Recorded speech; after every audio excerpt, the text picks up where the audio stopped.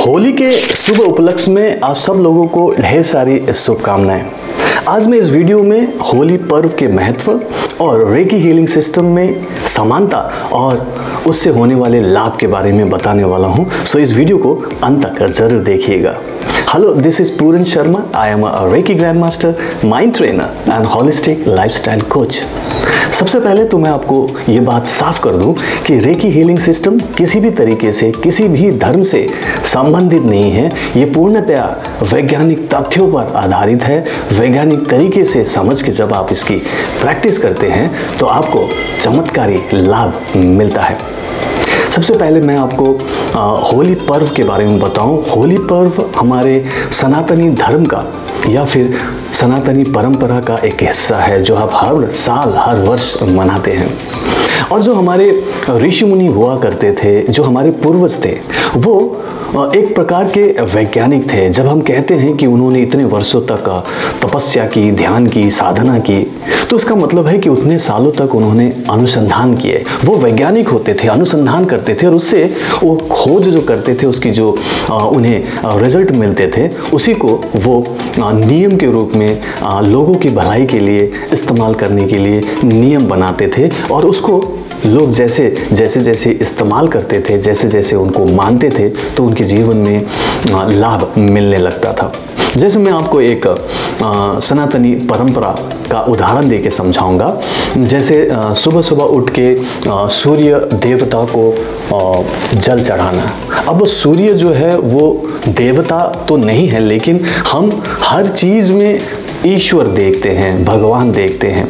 तो हमने ये कहा कि हर चीज़ जब अणु से बना है, एटम से बना है, तो हर चीज़ के अंदर वो ऊर्जा, वो एनर्जी है। और जब हम उस ऊर्जा और एनर्जी को हर चीज़ में देखते हैं, तो हमने सूर्य को भी देवता कहा, उनकी पूजा की ताकि उसका लाभ ले सकें। तो जब हमने उन्हें देवता कहा या ईश्वर कहा और उसकी हमने पूजा अर्चना शुरू की, तो वहाँ पे एक नियम था कि हम सुबह उठ के सूर्य को पानी चढ़ाएंगे।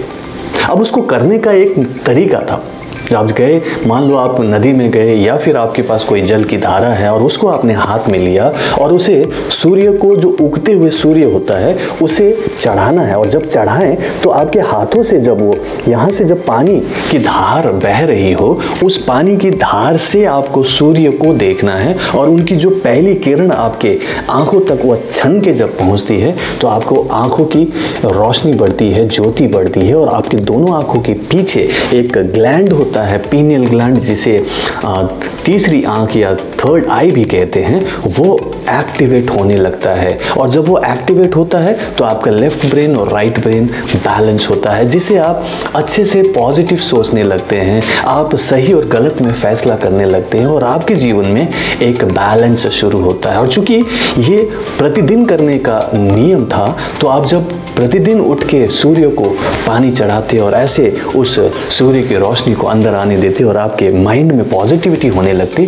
तो आप सुख और शांति और स्वास्थ्य लाभ लेने लगते हैं। तो इसी तरीके से आपको पूरी तरह से लाभ हो, ये एक छोटा सा नियम बनाया गया था, जिसका पूर्णतः वैज्ञानिक आधार था और रिजल्ट भी देखा गया कि आता है। अब इसको हम किसी धर्म से न जोड़ के वैज्ञानिक माने तो हम इसका पूर्णतः लाभ उठा सकते हैं और हर कोई लाभ उठा सकता है।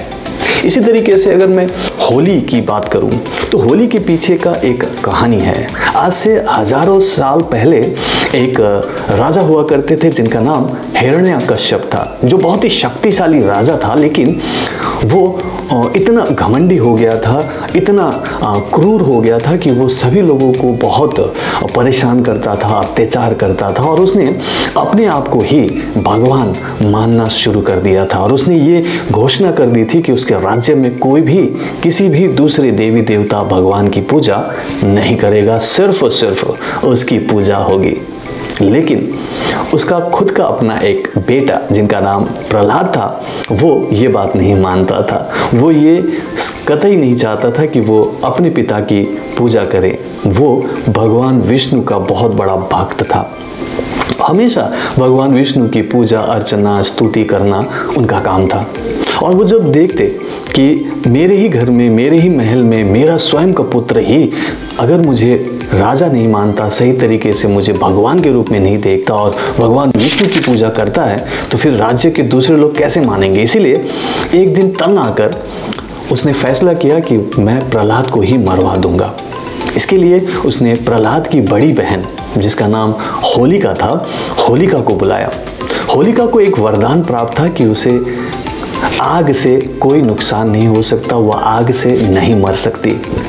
तो इसीलिए होलिका ने एक चिता बनवाई और उस चिता पर स्वयं बैठकर प्रहलाद को अपने गोद पर बिठाया और चिता पर आग लगा दी, ये सोच के कि इससे प्रहलाद जलकर भस्म हो जाएगा और वो बच जाएगी, क्योंकि उसे तो वरदान प्राप्त है। लेकिन यहाँ बिल्कुल उल्टा हुआ। भगवान विष्णु की कृपा से यहाँ होलिका जलकर भस्म हो गई और प्रहलाद पूरी तरह से बच गए।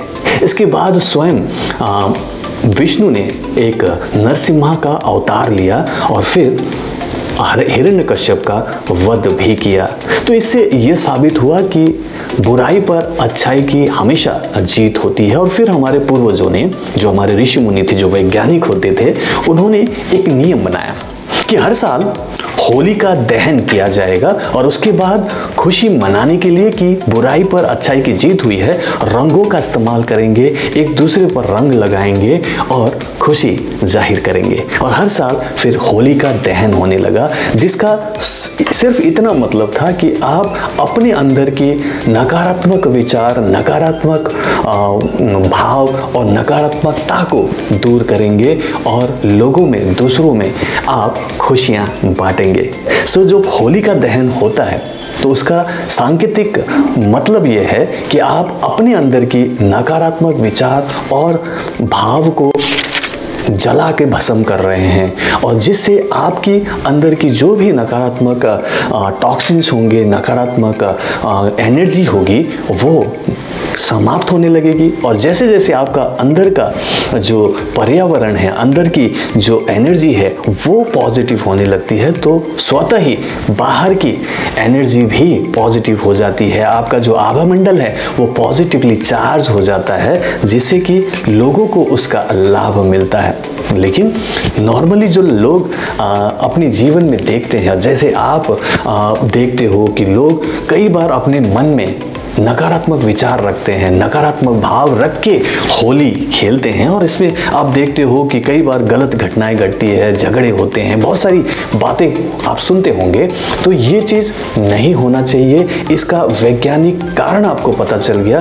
तो मैं आपसे कहता हूँ कि जब आप होली मनाएं तो अपने अंदर अच्छे विचार पैदा करें, अच्छे भाव लेके आएँ अपने लिए, क्योंकि आप अच्छे भाव रखेंगे, अच्छे विचार रखेंगे, तभी तो आपके जीवन में सुख, शांति और स्वास्थ्य, समृद्धि का लाभ मिलेगा। तो अगर आपको ये लाभ चाहिए तो आप अपने अंदर वो पॉजिटिविटी क्रिएट करें, खुश हो, अच्छे महसूस करें, और दूसरों के लिए भी जब आप अच्छा महसूस करें, दूसरों को पॉजिटिविटी देना चाहें, उनको आशीर्वाद देना चाहें, प्रेम और प्यार बांटना चाहें, तो फिर हाथ में रंग लेके घर से निकलें और दूसरों को रंग लगाएं। लेकिन जब आप लगाएं तो अंदर से आपको खुशी महसूस होनी चाहिए अपने प्रति और उस इंसान के प्रति जिससे आप होली खेल रहे हैं। उसको दुआ दें, उनको प्यार दें, उसके लिए अच्छी भाव रखें। जब आप ऐसा करेंगे तो ही होली पर्व का सही महत्व इस जीवन में आपको मिलेगा, और इससे आपको भी लाभ मिलेगा और पूरे समाज को भी लाभ मिलेगा। अब मैं दूसरी तरफ रेकी हीलिंग सिस्टम के बारे में बताऊंगा, क्योंकि मैंने कहा था कि दोनों में क्या समानता है और वो मैं आपको बताने वाला हूँ। सबसे पहले तो ये मान लीजिए कि पूरी दुनिया में डॉक्टर्स और साइंटिस्ट ये मानते हैं कि 90% डिजीजेस आर साइकोसोमैटिक, मतलब जो 90% आपके अंदर की कोई भी व्याधियां या बीमारियां होती है वो साइकोसोमैटिक होता है, मतलब हमारे नकारात्मक सोच की वजह से पैदा होता है। तो पहला कारण क्या है? नकारात्मक विचार। उसके साथ में क्या चीज़ संबंधित होता है? वो है आपके नकारात्मक भाव। जब आपके भाव ही नकारात्मक हो गए तो आपको पता है कि आप अच्छा सोचते नहीं हैं, अच्छा फील नहीं करते, और जब आप अच्छा फील नहीं करोगे तो आप फिर ढीले ढाले पड़ जाते हो, आपकी बॉडी अच्छे से काम नहीं करता, किसी काम में मन नहीं लगता, और फिर आपको गुस्सा आता है, इरिटेशन होती है, और फिर वो जाके अंदर नेगेटिव केमिकल्स क्रिएट करते हैं जो आगे जाके टॉक्सिन्स बनता है, और अलग अलग अंगों में उसका अलग अलग प्रभाव पड़ने से अलग अलग बीमारियां और व्याधियां होती है। ये 90% बीमारी की बात कर रहा हूँ। 10% कुछ और कारण से हो सकता है, कुछ आपको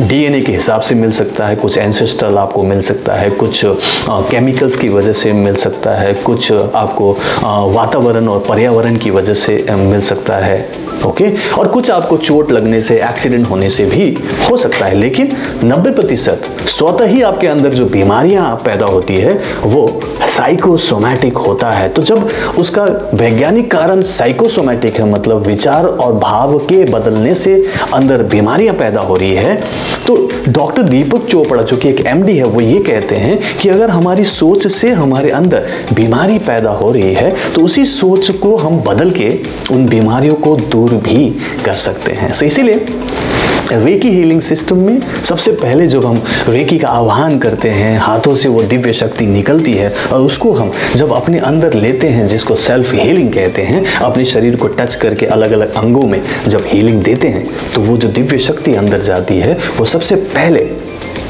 पहले उस नकारात्मक विचार को ठीक करने लगते हैं, फिर आपके भाव को बदलने लगते हैं, और फिर अंदर जो ऑलरेडी गलतियां हुई है, जो टॉक्सिन्स पैदा हुए हैं, ब्लॉकेजेस बनी हुई है, उनको धीरे धीरे ठीक करने लगते हैं, रिपेयर करने लगते हैं, हील करने लगते हैं, और धीरे धीरे करते करते बहुत सारी बीमारियां भी ठीक होती हुई देखी गई है, और ऐसी बीमारियां भी जो इनक्योरेबल माना जाता है।